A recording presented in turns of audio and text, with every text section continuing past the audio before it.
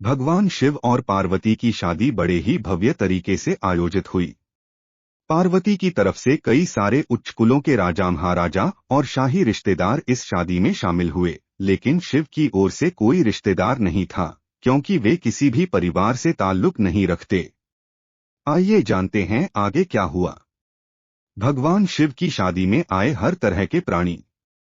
जब शिव और पार्वती का विवाह होने वाला था, तो एक बड़ी सुंदर घटना हुई। उनकी शादी बहुत ही भव्य पैमाने पर हो रही थी। इससे पहले ऐसी शादी कभी नहीं हुई थी। शिव, जो दुनिया के सबसे तेजस्वी प्राणी थे, एक दूसरे प्राणी को अपने जीवन का हिस्सा बनाने वाले थे। उनकी शादी में बड़े से बड़े और छोटे से छोटे लोग शामिल हुए। सभी देवता तो वहां मौजूद थे ही, साथ ही असुर भी वहां पहुंचे। आमतौर पर जहां देवता जाते थे, वहां असुर जाने से मना कर देते थे, और जहां असुर जाते थे, वहां देवता नहीं जाते थे। उनकी आपस में बिल्कुल नहीं बनती थी। मगर यह तो शिव का विवाह था, इसलिए उन्होंने अपने सारे झगड़े भुलाकर एक बार एक साथ आने का मन बनाया। शिव पशुपति हैं, मतलब सभी जीवों के देवता भी हैं, तो सारे जानवर, कीड़े मकोड़े और सारे जीव उनकी शादी में उपस्थित हुए। यहाँ तक कि भूत पिशाच और विक्षिप्त लोग भी उनके विवाह में मेहमान बनकर पहुंचे। यह एक शाही शादी थी, एक राजकुमारी की शादी हो रही थी, इसलिए विवाह समारोह से पहले एक अहम समारोह होना था। भगवान शिव और देवी पार्वती की वंशावली के बखान की रस्म। वरवधू दोनों की वंशावली घोषित की जानी थी। एक राजा के लिए उसकी वंशावली सबसे अहम चीज होती है, जो उसके जीवन का गौरव होता है। तो पार्वती की वंशावली का बखान खूब धूमधाम से किया गया। यह कुछ देर तक चलता रहा। आखिरकार जब उन्होंने अपने वंश के गौरव का बखान खत्म किया, तो वे उस ओर मुड़े जिधर वर शिव बैठे हुए थे। सभी अतिथि इंतजार करने लगे कि वर की ओर से कोई उठकर शिव के वंश के गौरव के बारे में बोलेगा, मगर किसी ने एक शब्द भी नहीं कहा। वधू का परिवार ताज्जुब करने लगा, क्या उसके खानदान में कोई ऐसा नहीं है जो खड़े होकर उसके वंश की महानता के बारे में बता सके, मगर वाकई कोई नहीं था। वर के माता पिता, रिश्तेदार या परिवार से कोई वहां नहीं आया था, क्योंकि उसके परिवार में कोई था ही नहीं। वह सिर्फ अपने साथियों, गणों के साथ आया था, जो विकृत जीवों की तरह दिखते थे। वे इंसानी भाषा तक नहीं बोल पाते थे और अजीब सी बेसुरी आवाजें निकालते थे। वे सभी नशे में चूर और विचित्र अवस्थाओं में लग रहे थे।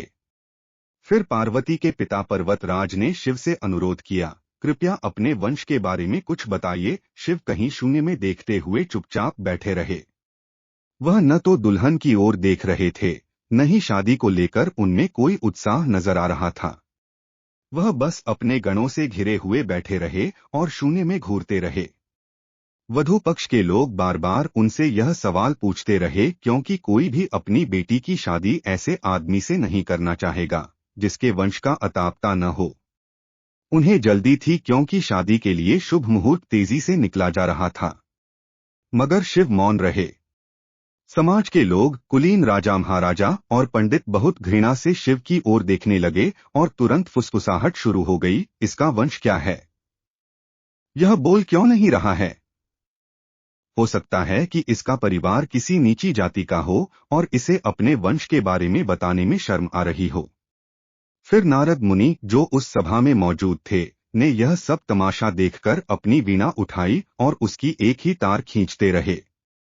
वह लगातार एक ही धुन बजाते रहे, टोइंग टोइंग टोइंग। इससे खींचकर पार्वती के पिता पर्वतराज अपना आपा खो बैठे, यह क्या बकवास है? हम वर की वंशावली के बारे में सुनना चाहते हैं, मगर वह कुछ बोल नहीं रहा। क्या मैं अपनी बेटी की शादी ऐसे आदमी से कर दूं? और आप यह खिजाने वाला शोर क्यों कर रहे हैं? क्या यह कोई जवाब है? नारद ने जवाब दिया, वर के माता पिता नहीं हैं। राजा ने पूछा, क्या आप यह कहना चाहते हैं कि वह अपने माता पिता के बारे में नहीं जानता? नहीं, इनके माता पिता ही नहीं हैं। इनकी कोई विरासत नहीं है। इनका कोई गोत्र नहीं है। इसके पास कुछ नहीं है। इनके पास अपने खुद के अलावा कुछ नहीं है। पूरी सभा चकरा गई।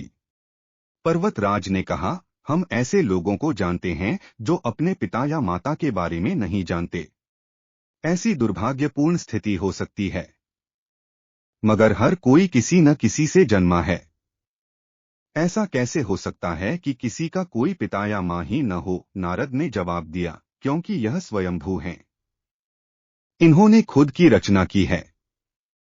इनके न तो पिता हैं न माता। इनका न कोई वंश है न परिवार। यह किसी परंपरा से ताल्लुक नहीं रखते और न ही इनके पास कोई राज्य है। इनका न तो कोई गोत्र है और न कोई नक्षत्र। न कोई भाग्यशाली तारा इनकी रक्षा करता है। यह इन सब चीजों से परे हैं।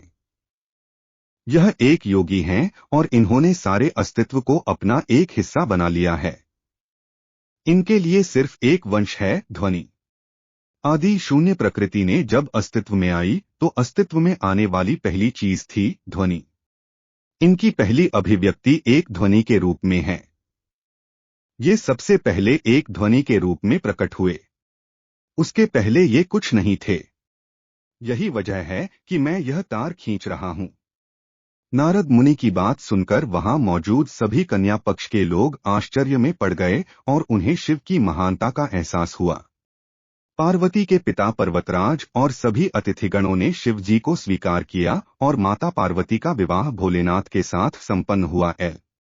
दोस्तों, अगर आपको कहानी अच्छी लगी तो कमेंट बॉक्स में हर हर महादेव लिखें और चैनल को जरूर सब्सक्राइब करें।